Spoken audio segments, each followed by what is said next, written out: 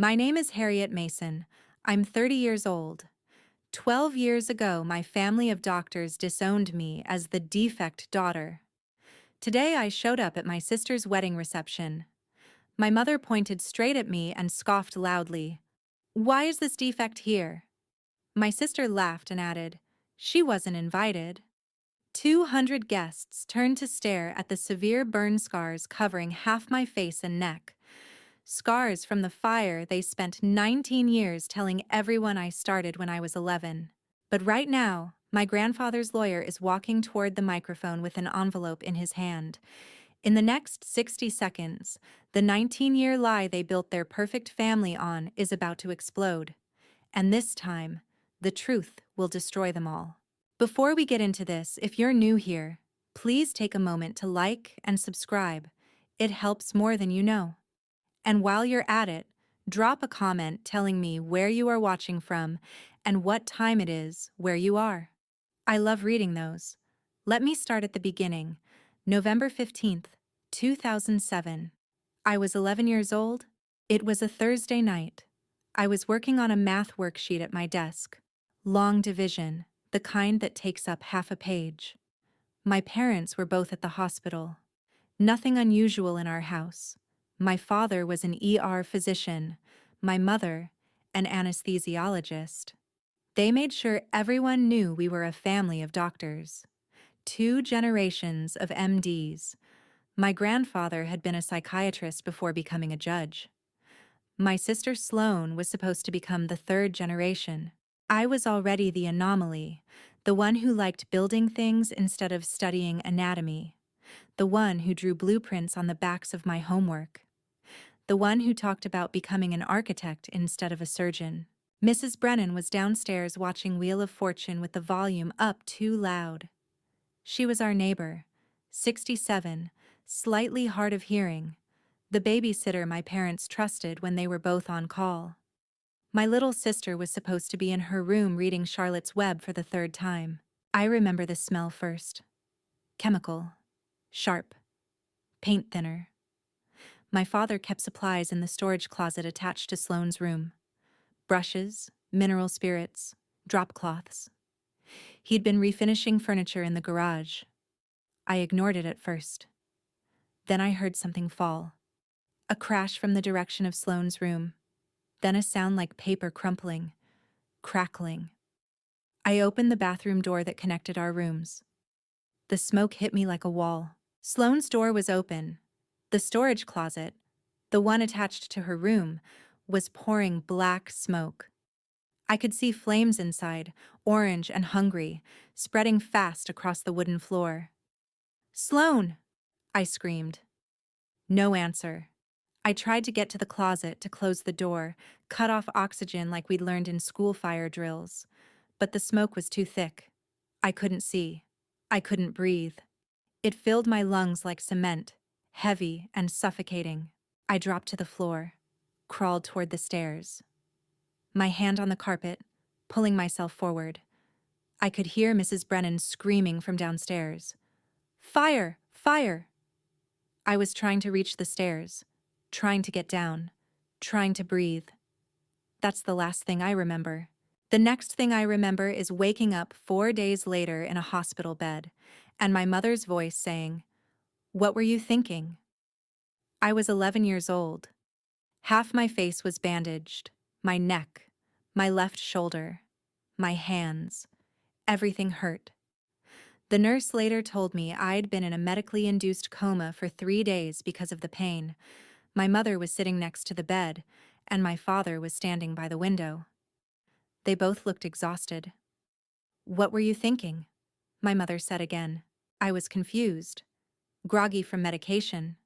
"What? Were you playing with matches?" my father asked.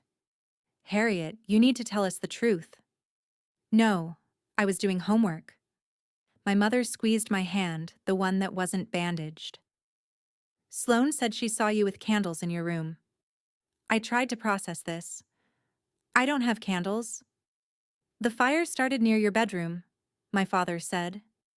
"It came from the closet," I said. My throat hurt from the breathing tube. "Sloane's closet? Where was Sloan? Sloan got out safely, thank God, my mother said. She tried to wake you, but you wouldn't respond. That wasn't right. I wanted to say that wasn't right.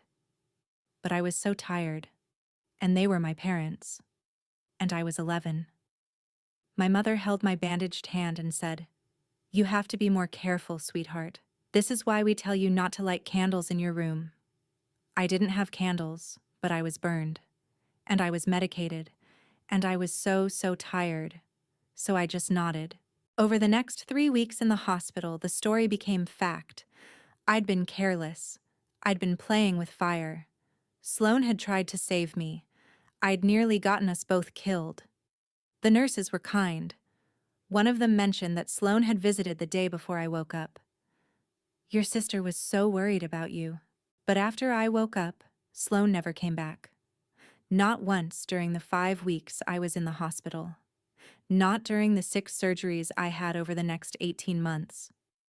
Not during physical therapy or when they did the skin grafts, taking healthy skin from my thigh to try to repair my face.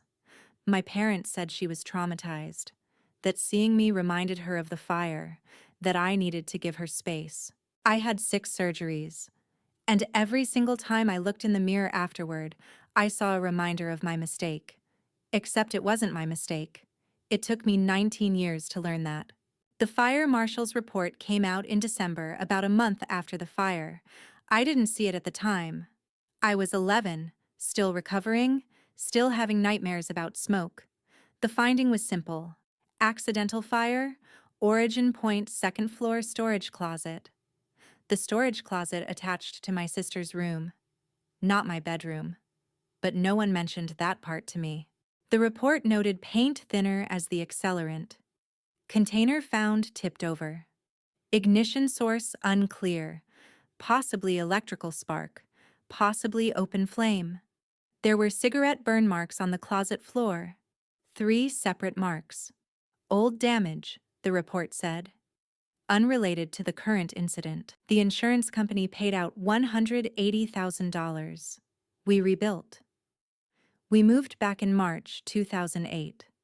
My room was on the first floor this time. I refused to sleep upstairs. Sloan got the bigger room on the second floor. No storage closet this time. Life went back to normal. Except I wasn't normal anymore. I was the daughter who'd burned down the house, and Sloan was the one who'd tried to save me. That's what everyone believed, including me.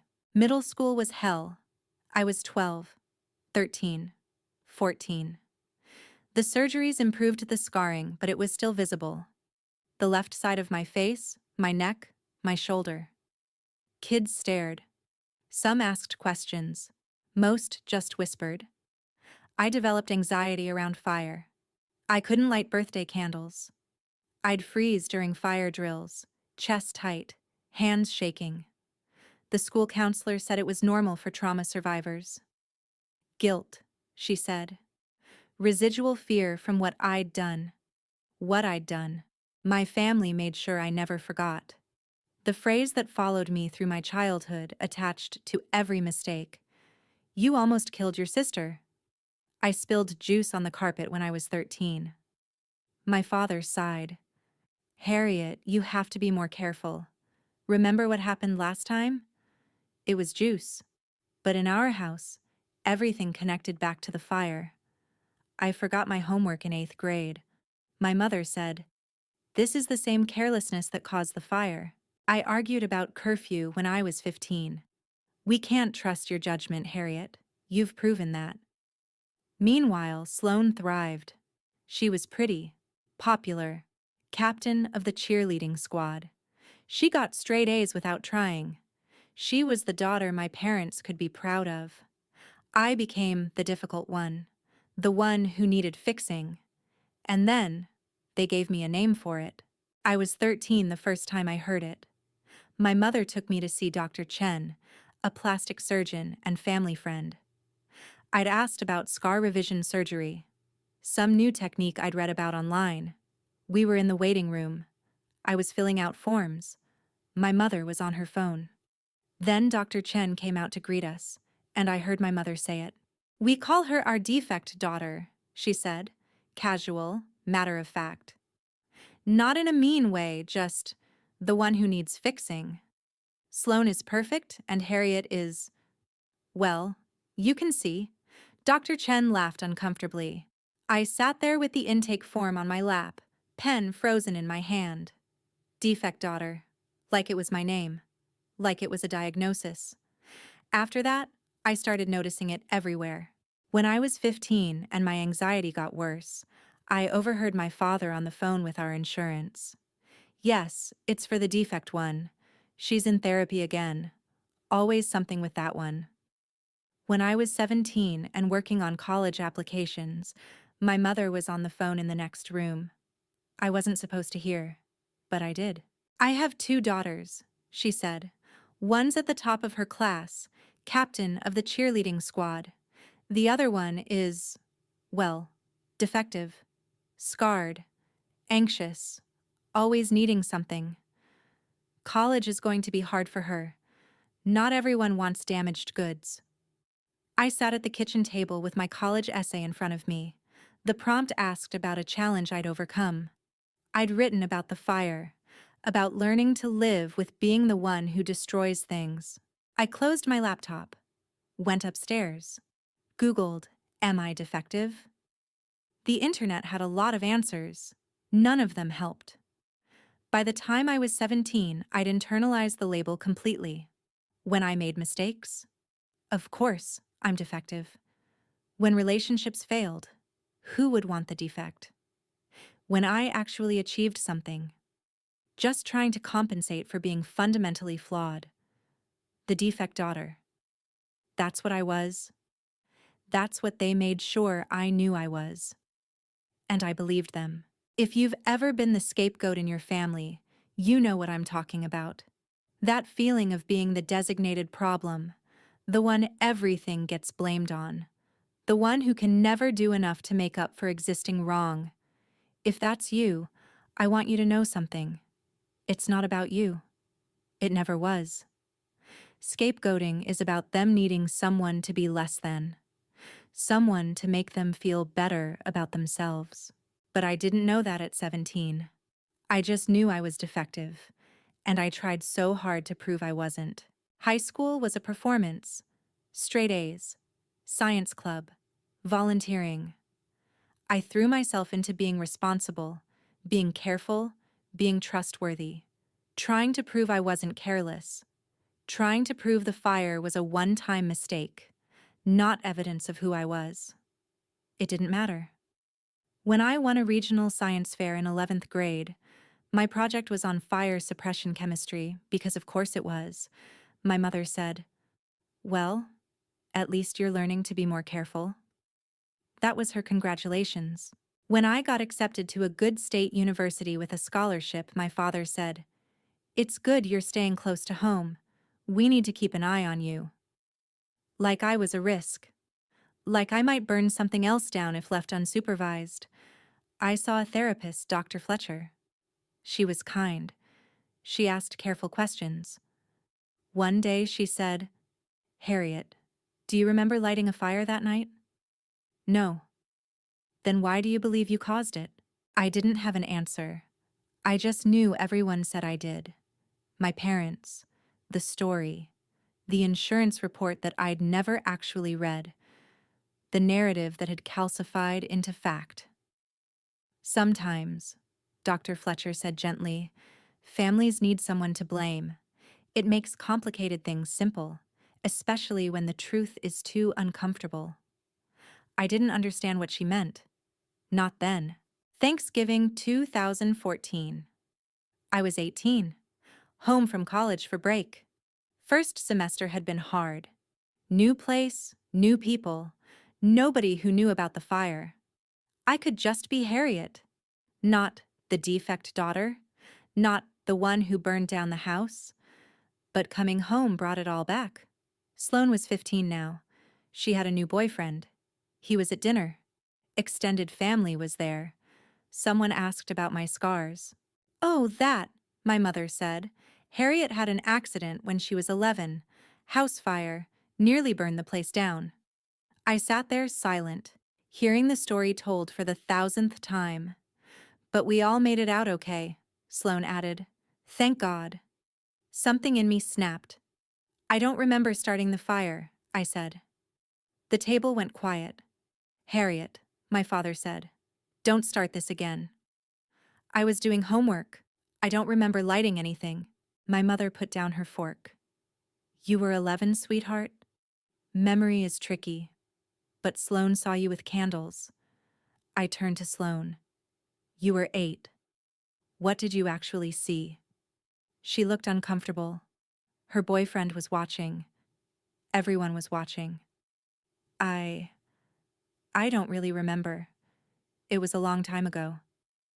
Then how did everyone decide it was my fault? Enough. My father stood up. Harriet, if you can't be civil at family dinners, you should leave. I left. Drove back to campus at 9 p.m. that night. Thanksgiving night. It was snowing. I was crying so hard I had to pull over twice on the highway, but I didn't turn around. Something in me knew. If I went back, I'd never escape. 1 week later, my father called.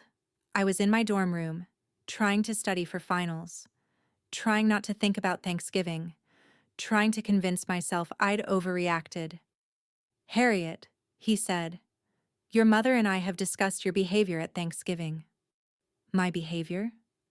Accusing your sister of lying, disrupting family dinner with ancient history, leaving dramatically in front of her boyfriend. It was humiliating. Dad?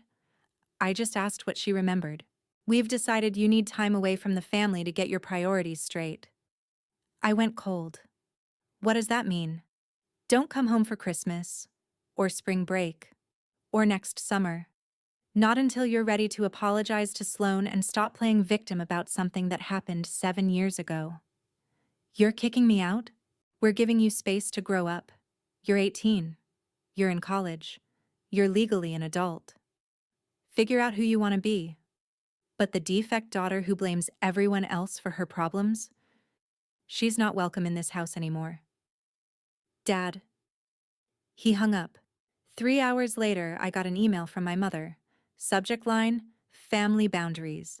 The email was 8 paragraphs long. It talked about how I'd always been difficult, how they'd made excuses because of my scars and my guilt, how I was an adult now and needed to take responsibility. The line that stuck, we love you, but we can't help someone who won't help themselves. Love you, but. I'd heard that my whole life. Love you, but you're difficult. Love you, but you need to try harder. Love you, but why can't you be more like Sloane? I stared at that email for an hour. Then I typed a response. I didn't accuse anyone, I asked a question, and now I have my answer. I deleted it without sending. I blocked their numbers, deleted the email, never responded. They never reached out again. No checking in. No, we miss you. Nothing. Except my grandfather. 2 days later, he called. Your father told me what happened, he said. I want you to know something, Harriet. You're not defective, you're not difficult, and you're always welcome at my house. I cried for the first time since leaving Thanksgiving, because someone finally said I wasn't the problem. He called me once a month after that. Always the same question. How are you doing? Never any pressure to reconcile with my parents. Just, I'm here if you need me. For the next 12 years, he was the only family I had. College became my refuge. Nobody there knew about the fire. When people asked about my scars, I'd say accident and change the subject. Most people didn't push.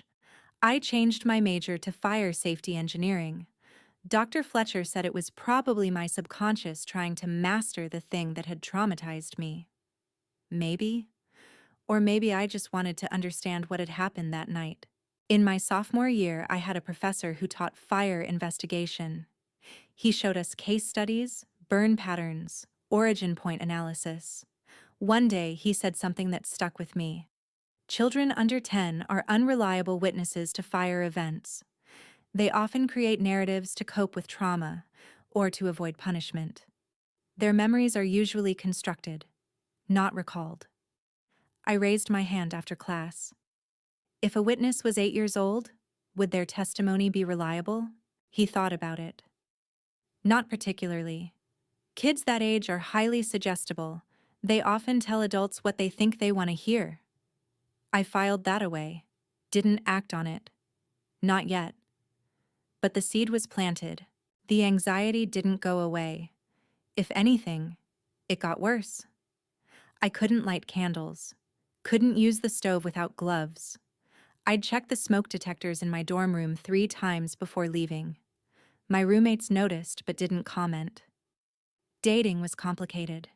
The scars made me self-conscious. But worse was the story. When I was 21, I went on a few dates with a guy from my thermodynamics class. Smart, kind, didn't stare at my scars. On the 3rd date, I told him about the fire. Kept it vague. House fire when I was a kid. He seemed fine with it. Then he Googled me. The local news had covered it back in 2007. Family survives house fire. 11-year-old daughter injured. The comments section was full of speculation. Kids playing with matches, probably. Parents should have been supervising, he texted the next day. I don't think this is going to work out. I knew why. Who wants to date the girl who almost killed her family? I stopped trying after that. I graduated in May 2018 with honors. My grandfather was the only person in the audience. He held a sign, "Proud of you, Harriet." I saw him, cried, waved. Only person who showed up. I got a job with a fire safety consulting firm in Hartford, Connecticut. I built a life where I helped people prevent the thing I thought I'd caused. And every single day, I looked in the mirror and saw proof of my carelessness. Until I met Garrett. And he asked one simple question that changed everything. Are you sure it was your fault? June 2020. I was 24. We were investigating a warehouse fire in Hartford. I was there as a consultant. Garrett Walsh was the fire investigator for Hartford Fire Department. 26. Firefighter, investigator. The kind of guy who ran toward burning buildings while everyone else ran away. We were examining burn patterns at the scene. He noticed my scars. Didn't comment. Didn't stare. Just worked alongside me, professional and respectful. 3rd day on site, he asked me out for coffee. I hesitated. The scars. The history. The anxiety about getting close to anyone. You're the smartest person I've met in this field, he said. I'd like to know you better. No pressure. Coffee turned into dinner. Dinner turned into months of dating. He was patient with my anxiety. When I flinched at candles, he quietly removed them. When I checked the stove 3 times before leaving his apartment, he didn't comment. 2 months in, we were cooking dinner at my place. He accidentally knocked over an unlit candle. I flinched, went pale. Hey, he said. You okay? Sorry. Fire makes me anxious. Because of your scars? House fire when I was 11. Can I ask what happened? You don't have to tell me if... And I told him. The version I'd been told. That I'd started it. Playing with candles or matches, I didn't remember exactly. My sister almost died. I nearly burned down our house. Garrett listened. Then he said, You don't remember starting it? I was 11. I blocked it out, I think. Where did the fire start? In my bedroom. Or near it. The upstairs. But you don't have a specific memory of lighting something? My family says I did. The fire marshal report said accidental fire. He was quiet for a moment. Then, in my experience, kids who start fires usually remember it. It's traumatic, but the memory's there. You sound like you're repeating something someone told you. I got defensive. Can we not talk about this? He dropped it. But I could tell he was thinking about it. We moved in together in August 2021. The pandemic had made everything weird, But Garrett was steady, patient, kind. He never pushed, but I'd catch him watching me sometimes when I'd check the stove or flinch at a lighter. Like he was putting together a puzzle I didn't want solved. December 2021, he brought it up again. "Have you ever seen the fire marshal report?" he asked. We were in the kitchen. Evening. Casual. "No. My parents handled everything. Would you want to see it? It's public record. We could request a copy." I didn't want to. I didn't want to relive it. But Garrett's questions had been eating at me for a year. What if he was right? What if I didn't remember starting the fire because I didn't start it? "Okay," I said. He requested it the next day. It arrived 2 weeks later. We sat at our kitchen table and read it together. December 15th, 2021, 14 years after the fire. And there it was, in black and white. Origin point. Storage closet attached to bedroom number 2. Not my bedroom. Sloane's bedroom, the closet where my father kept paint thinner and supplies. Accelerant. Paint thinner. Mineral spirits. Container found tipped on closet floor. Ignition source, undetermined. Possible open flame. Cigarette burn residue noted on floor. 3 separate marks. Photographed. Documented. I stared at that report for a full minute. "That's Sloane's room," I said. "Not mine." Garrett pointed to another line. "And look, cigarette burns. Multiple. Someone had been smoking in that closet before the fire." "I don't smoke. I never have." "I know," he said quietly. I read the witness statement from Mrs. Brennan, our babysitter. I heard the older child calling for the younger child. Then I saw the younger child run downstairs alone. Harriet calling for Sloane. Sloane running out alone. Not Sloane trying to save me trying to find her. "They told me it started in my room," I said. My hands were shaking. "They said I was careless with candles." "This report doesn't say that." I looked at the date on the document. December 2007. This had existed for 14 years. The truth had been there the whole time. And nobody told me. I sat on our kitchen floor and cried for 2 hours. Not relief. Fury. Fury that this report existed. Fury that no one checked. Fury that I'd spent 14 years hating myself for something I didn't do. Garrett held me. When I finally stopped crying, he said, "Tomorrow, I want you to call your grandfather. If anyone in your family will listen, it's him." I called my grandfather the next morning. I hadn't talked to him about the fire since I was 11. We talked about school, about work, about life. But never the fire. "Grandpa," I said, "I need to ask you something. Did you ever think I didn't start that fire?"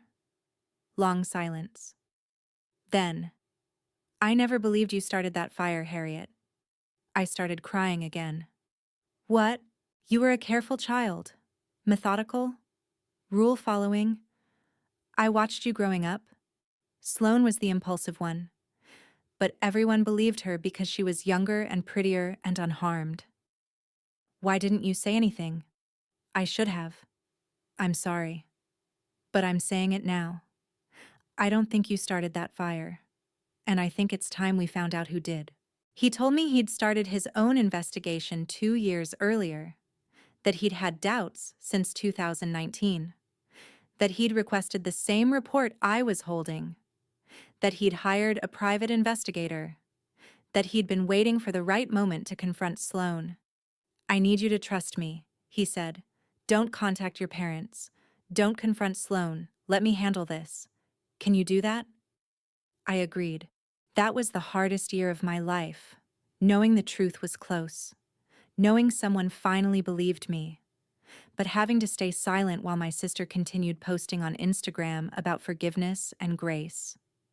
Because that's what she'd been doing, building a brand on being the gracious sister who forgave me. 89,000 followers. Posts about surviving childhood trauma, about learning forgiveness. about being living proof you can overcome anything. Every post felt like a knife. But I waited, because my grandfather asked me to. And on December 24th, 2022, Christmas Eve, he called me. 3 words. I got it.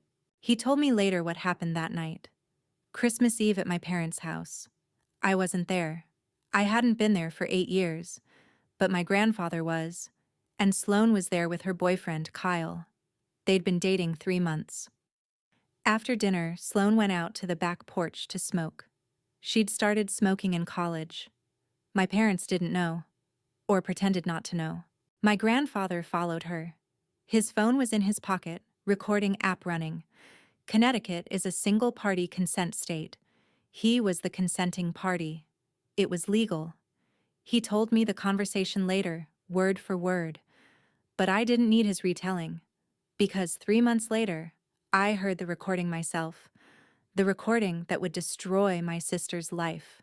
The audio is 11 minutes and 38 seconds long. It starts with background noise. A door opening. My grandfather's voice. Sloane, I've been thinking about the fire lately. My sister's voice, slightly slurred from wine. Oh, yeah, that was so long ago. You were very young, just 8 years old. Yeah, scary time. Do you remember much about that night? A pause. Then, some. I remember Harriet screaming. I remember running downstairs. What were you doing before the fire started? Longer pause. I don't know. In my room, I think. The fire started in the storage closet by your room. Do you remember that? I guess. There were cigarette burns on the floor of that closet. Old burns. From before the fire. Long silence. You can hear her breathing on the recording. Grandpa, why are you asking me this?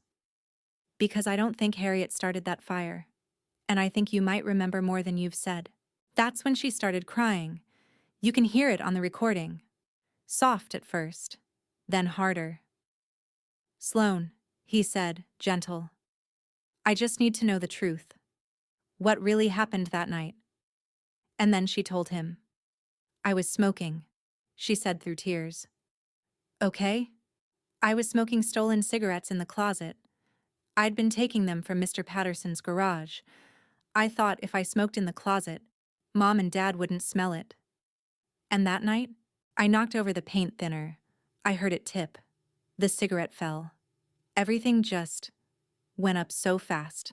Flames everywhere. I ran. Did you tell anyone Harriet was still upstairs? I told Mrs. Brennan. But when Mom and Dad got there and asked what happened, I was so scared. I said I saw Harriet with candles. Why did you say that? Because I was 8 and terrified and I didn't want to get in trouble. And they believed me because I was younger. And then it just became the story.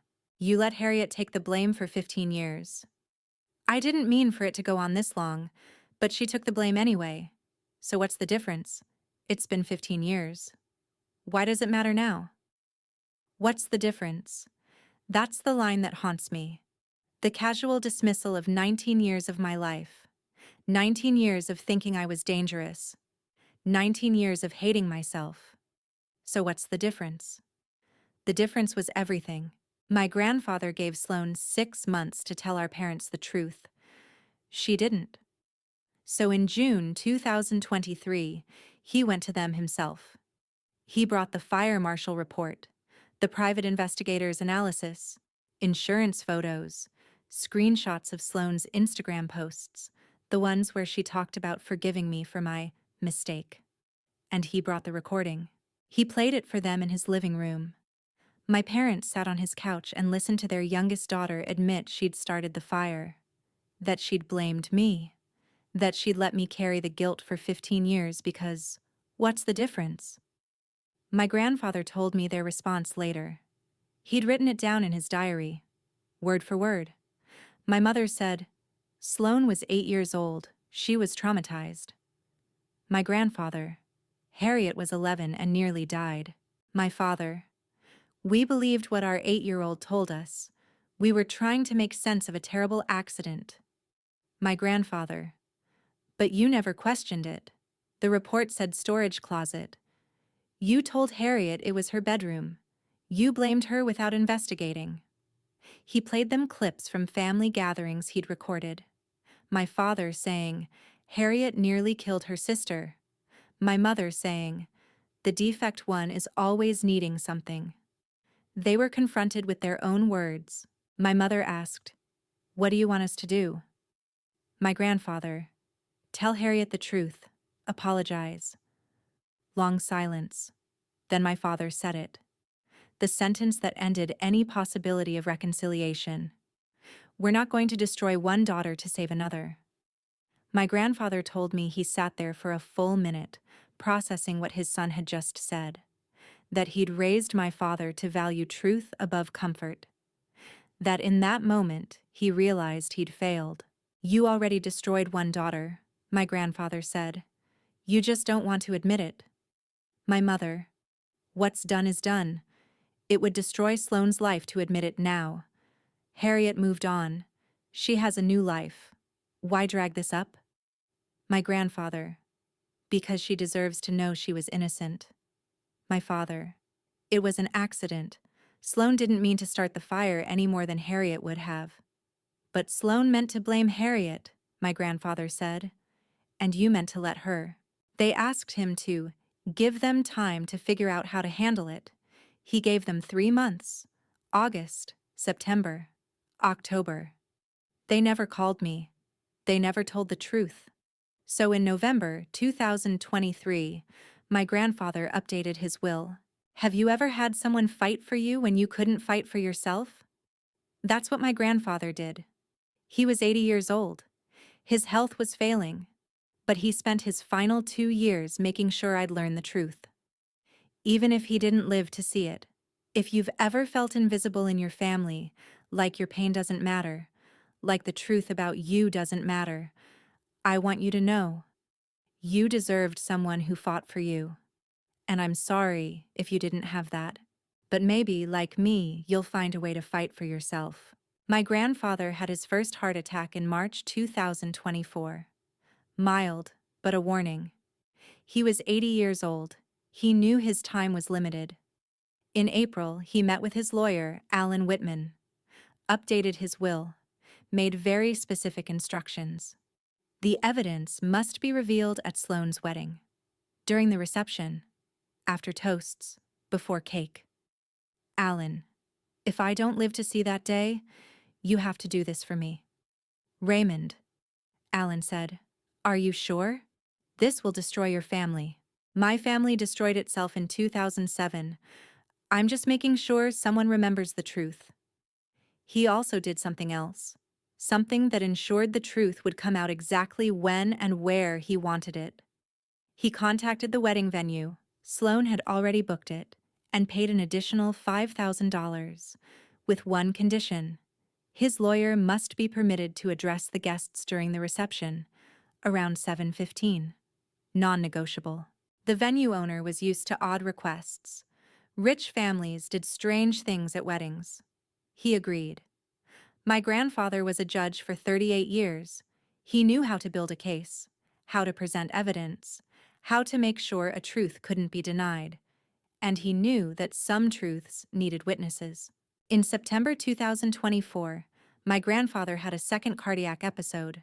More serious this time. He spent a week in the hospital. My parents visited. Sloane visited.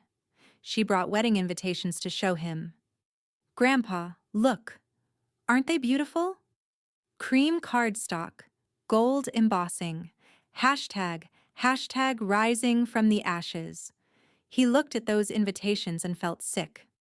"Does Harriet know about the wedding?" Sloane shifted uncomfortably. "We're not really in touch with Harriet." "Don't you think your sister should be invited?" my father interjected. "Dad, let's not complicate things."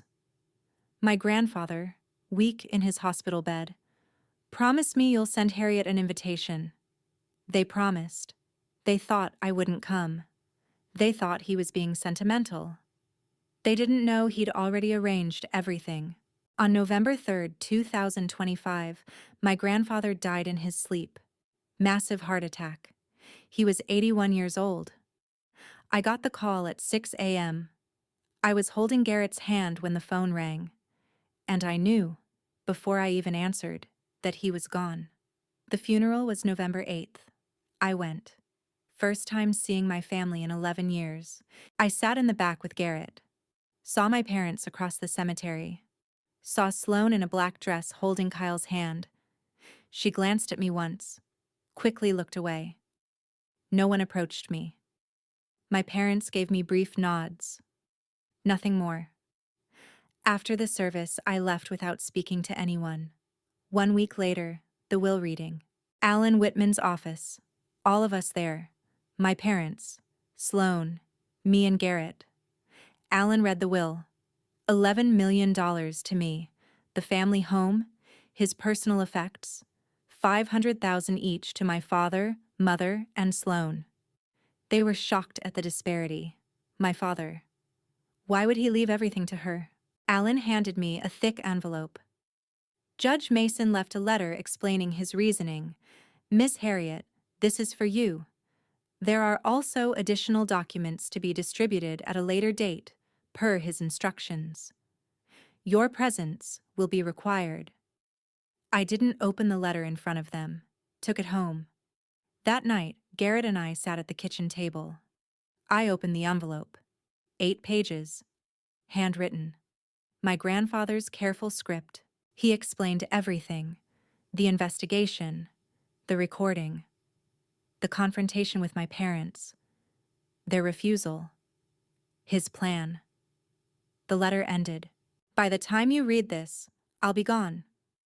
I'm sorry I can't be there to see you finally freed from the blame you never deserved, but my lawyer has instructions. Attend Sloane's wedding on April 20th, 2026. Sit in the back. Wait. The truth will come out. And you'll finally understand that you were never the monster they made you believe you were. You were always innocent. I love you. I'm proud of you. And I'm sorry I didn't do this sooner. I read that letter 3 times. Then I sat on our kitchen floor and screamed. Not crying. Screaming. 19 years of guilt released in one moment. Garrett didn't try to calm me down. He sat next to me and let me shatter. Because that's what truth does when it finally comes. It breaks you before it frees you. The wedding invitation arrived in January. Cream and gold. Elegant. Hashtag rising from the ashes, in script at the bottom. A separate card, legal notice attached. Harriet Mason's attendance required for estate document distribution per last will and testament of Raymond Mason. I stared at it for an hour. Then I checked the box. 1 guest attending. Put it in the mail. My mother would see that RSVP and panic. Why is the defect coming? Let her panic. April 20th, 2026. I put on a navy blue dress. Elegant. Sophisticated. I styled my hair deliberately. Left side swept back, away from my face. My scars fully visible. For the first time in 12 years, I wasn't hiding them. This was intentional. Garrett drove. The venue was an hour north of Hartford, Willowbrook Garden Estate. Cherry blossoms in bloom. White chairs set up in the garden. String lights. Picture perfect. We arrived at 4:30. The ceremony had just ended. Guests were transitioning to the reception area. Cocktail hour. I walked in, and my mother saw me first. She was near the entrance, greeting guests, champagne in hand, smiling. Then she saw me. Her face went from polite smile to shock to anger in 3 seconds. She froze, stared. Then her hand went to her chest, dramatic, and she pointed. Pointed directly at me. Her voice loud enough for 30 people to hear. Why is this defect here? Heads turned. Guests stared. Some recognized me. Some just saw the scars and put it together. My sister appeared, still in her white wedding dress. She saw me, went pale. Then she laughed. High-pitched. Nervous. She wasn't invited. She said it to Kyle, her new husband. Not to me. Like I wasn't even there. Kyle looked confused. Who is this? My sister, Sloane said. The one who had the accident. She couldn't say, caused the fire in front of all these people. My father rushed over. Harriet, this isn't the time or place. I kept my voice calm. Practiced. Actually, grandfather's will required my presence today. His lawyer is here. Estate business that must be concluded during the reception. My father went pale. What? You'll find out soon enough. The crowd was watching now. 200 people staring at the scarred woman who'd crashed the perfect wedding. Sloane tried to pull Kyle away. Let's just greet other guests. But Kyle was staring at my scars, then at Sloane. Confused. I walked past them. Found my table. Table 23. Furthest from the head table. Sat down with Garrett. The word defect was echoing through the crowd. People whispering. Some looked uncomfortable. Some looked horrified. Good. Let them be uncomfortable. Let them wonder. Let them whisper. In 90 minutes, they'd understand everything. Dinner was served at 6. The usual wedding reception flow. Toasts started at 6:45. My father stood up, raised his glass. To family resilience through adversity. We've overcome so much together. He was looking at Sloane when he said it. Not at me. My mother gave a toast next. She cried. Talked about both our beautiful daughters. First time she'd acknowledged my existence in 12 years. Kyle's toast. To Sloane, the strongest woman I've ever met. I sat quietly, ate my dinner, ignored the stares. Garrett leaned over. You okay? I've been carrying this for 19 years, I whispered. I'm ready to put it down. At 7:10, dessert was finishing. DJ announced it was time to cut the cake. At 7:15, Alan Whitman walked toward the DJ booth. My father saw him. Went white. My mother grabbed my father's arm, and Sloane looked at me across the room with pure terror in her eyes. Because somewhere, deep down, she knew. This was the moment her 19-year lie died. Alan took the microphone from the confused DJ. Good evening, everyone. I apologize for the interruption. My name is Alan Whitman. I was Judge Raymond Mason's estate attorney for 20 years.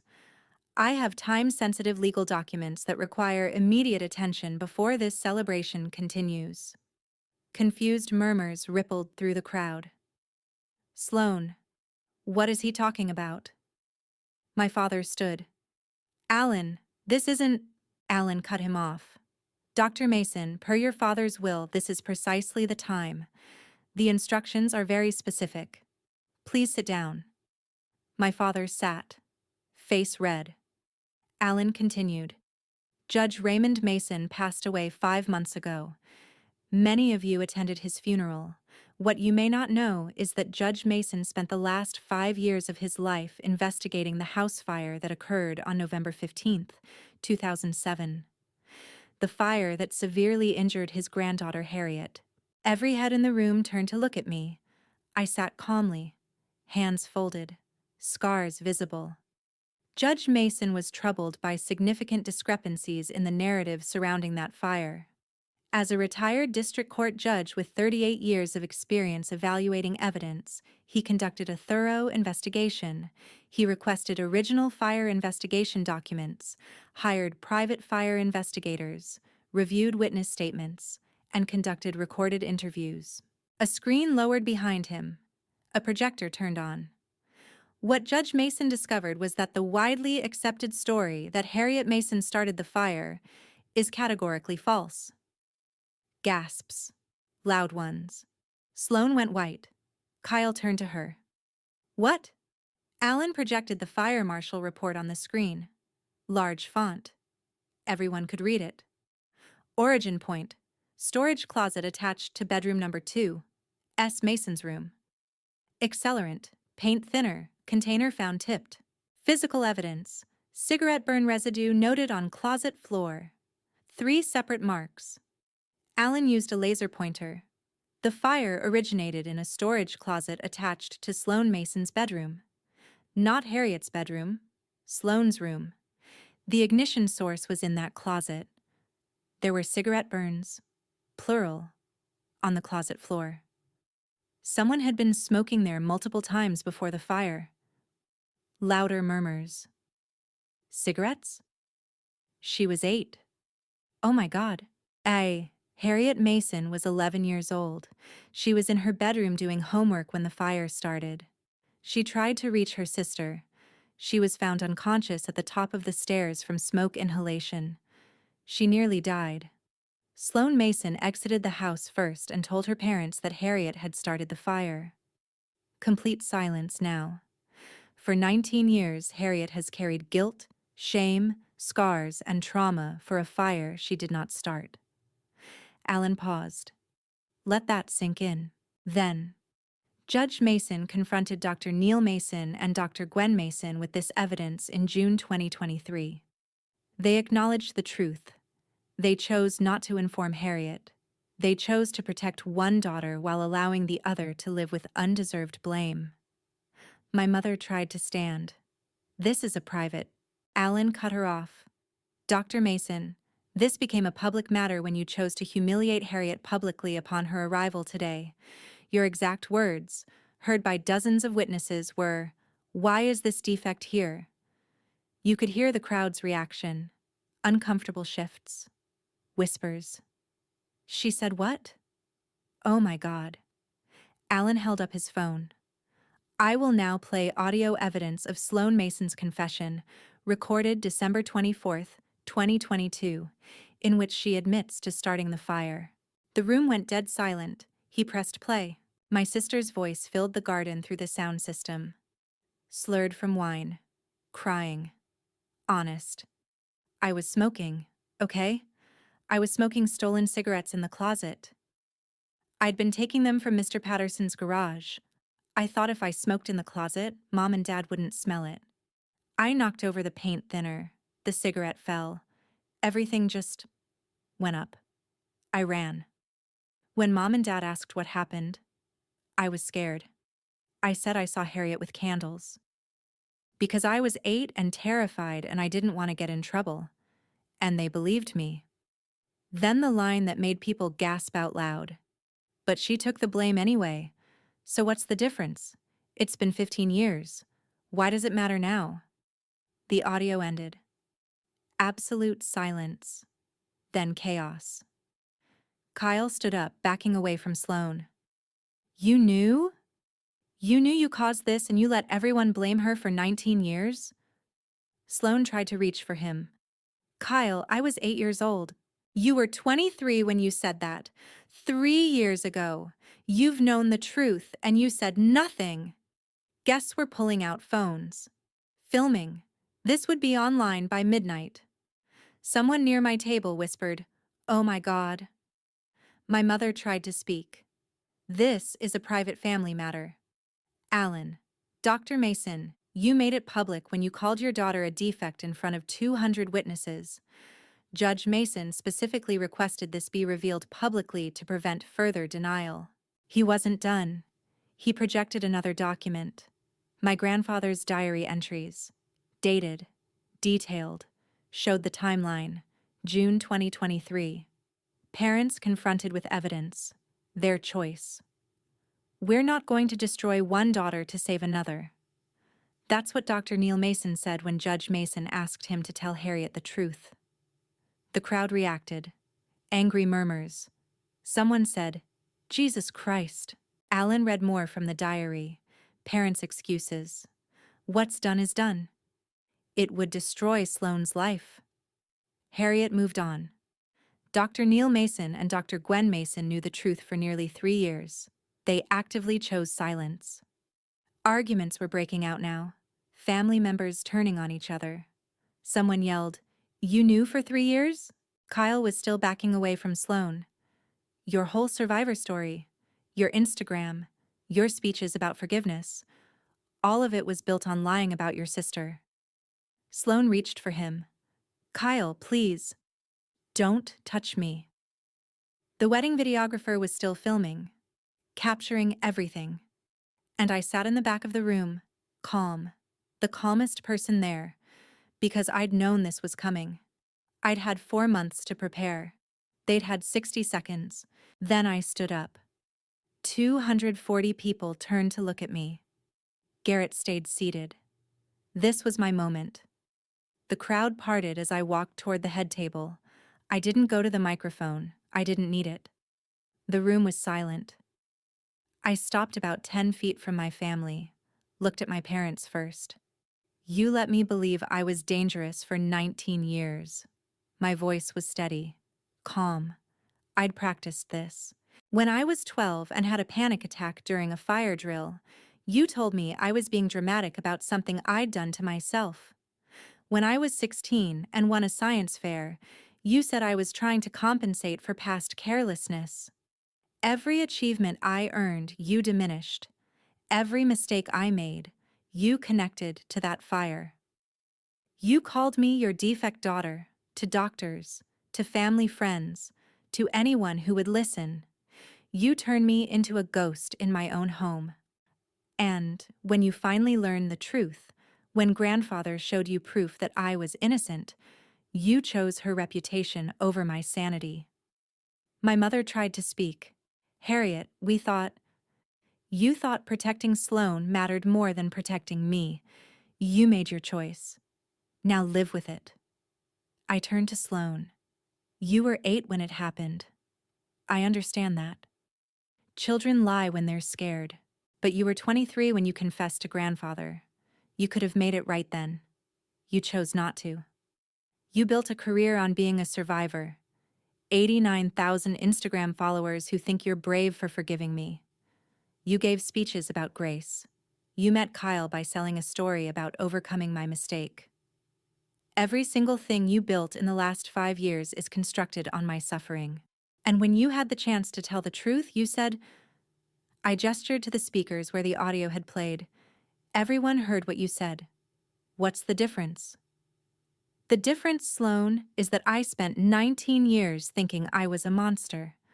I developed anxiety so severe I couldn't light birthday candles. I had panic attacks in college. I avoided relationships because I thought I didn't deserve love. I looked in the mirror every single day and saw proof of my carelessness. And you let me? You watched me suffer and you said nothing. Because your Instagram likes mattered more than my mental health. Sloan was sobbing. I'm sorry. I'm so sorry. I didn't know how to fix it. You did know how. You just didn't want to pay the price. I turned to Kyle. My voice softened. Kyle, I don't know you, but I know you didn't deserve this. You thought you were marrying someone brave. I hope you find someone who actually is. He nodded, tears in his eyes. I'm sorry, he said quietly, for what it's worth. Then I turned to the full crowd. My grandfather spent 5 years investigating this. He could have told me privately, but he didn't. He made sure you all knew. Because he understood something I'm only now learning. The truth you whisper can be denied. The truth you shout in front of 200 witnesses becomes undeniable. I spent 19 years carrying guilt I didn't earn. I developed anxiety disorders.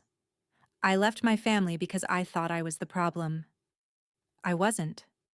I was just the convenient scapegoat for a family that couldn't handle the truth.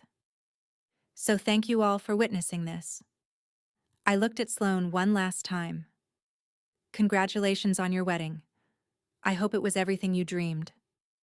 I turned, started walking toward the exit. Behind me, Sloan called out, Harriet, wait. I didn't turn around. I kept walking. Garrett stood, offered me his arm. We walked out together through the silent garden. Behind us, chaos, crying, arguments, phones held high. Sloan collapsed into a chair, sobbing. Kyle walked away in the opposite direction. My parents sat frozen, and I walked out of that reception with my head high and my scars visible. For the first time in my life, I didn't owe them anything.